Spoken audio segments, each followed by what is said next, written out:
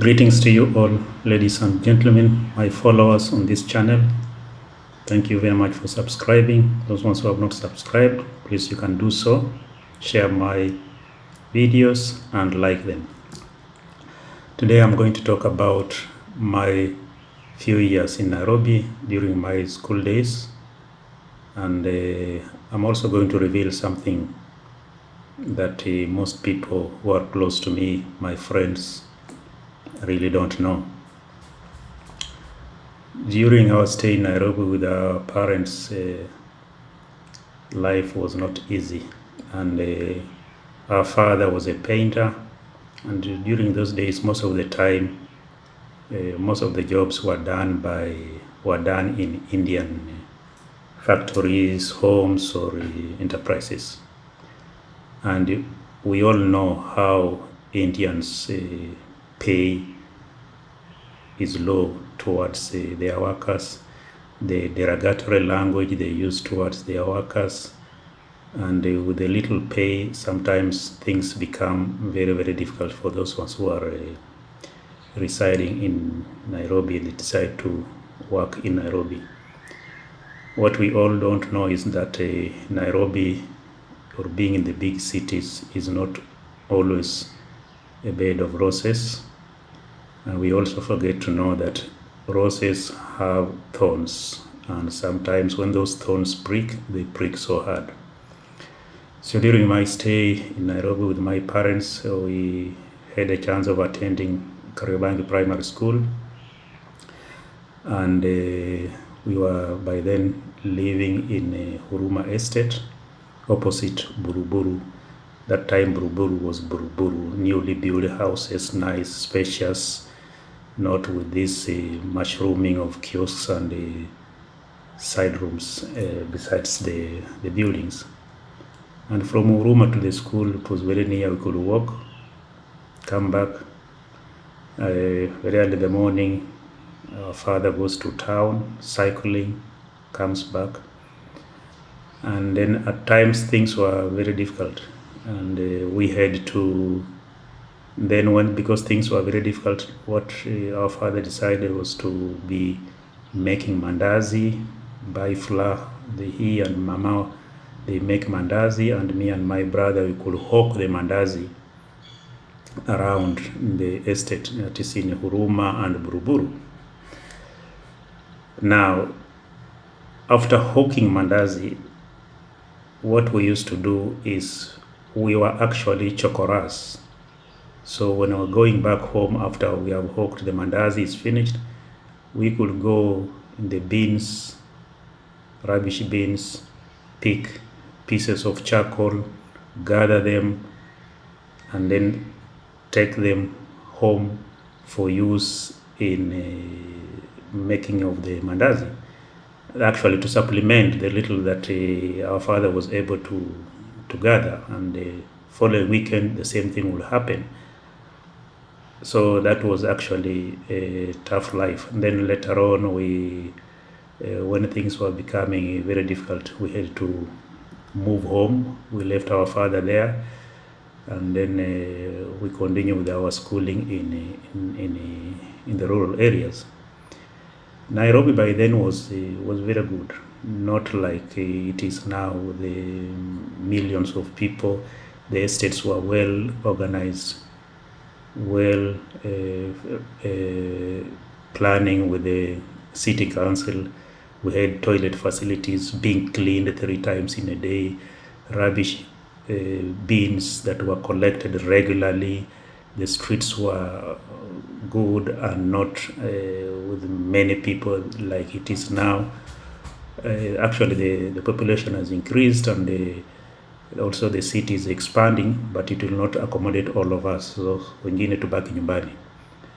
And it was strenuous, especially for those who are not having promising jobs or regular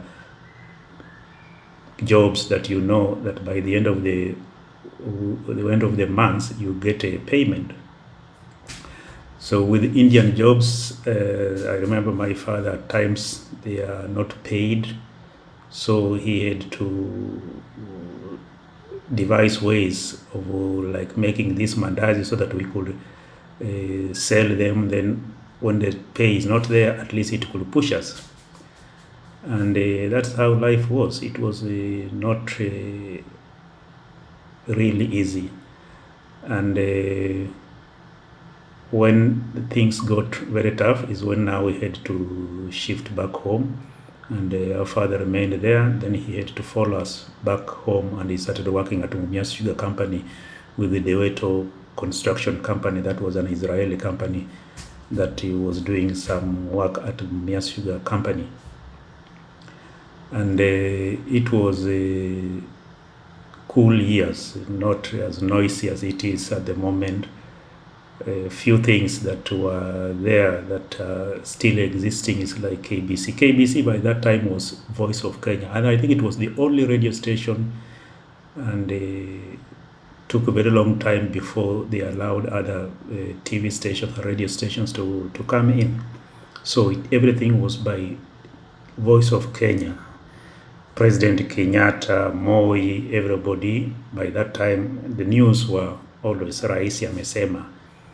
And anybody who could, of course, dissent. I was small, but you could know people who could dissent the government, like Martin Shikuku, the late MP of Butere, they would be put in. People like Jem Kariuki, they were murdered like that. And yeah, it was not easy to imagine that, even think that the president is sick or is dead. That was treason. And now we have freedom. I can see people hurling insults at leaders. Complete change of life. So this is how it was in Nairobi, and we had to adjust very much from Nairobi life to rural life, which we adopted quite well, and it suited us. I think Nairobi was not meant for us, and till now I don't like Nairobi. I hate it. I pass by, but I cannot decisively say that I work or stay in Nairobi. I'd rather farm, do small farming than go and stay in Nairobi. So that is how it was in Nairobi. We excelled well in exams, and here we are. In this life, no situation is permanent. I think you just need to fix your mind and be very optimistic, do the right thing at the right time, try to have respect to Almighty God, Allah, respect yourself, respect the elders. Heshima ni kitu cha kitu kubwa sana, and without respect is normally difficult to adjust. So if you are destined for things, you can really excel well and try to do what you really decided to do in life. One does not need to actually to strain yourself for others. No, you have to strain yourself for yourself first. Love yourself, then love the others. Maisha yako kwanza before the others, and definitely one will excel. Whatever we do should be for ourselves first. We should put ourselves first in position one before you do unto others what you think that can be done to the others. And then also, very important thing is to try to give back to the community, and you'll definitely be well. But you don't have also to strain, to go to the length of draining yourself just because you have to give to the community. Thank you very much for listening to me. I wish you all the best and hope to see you again. Have a good evening, good morning, wherever you are. Thank you very much.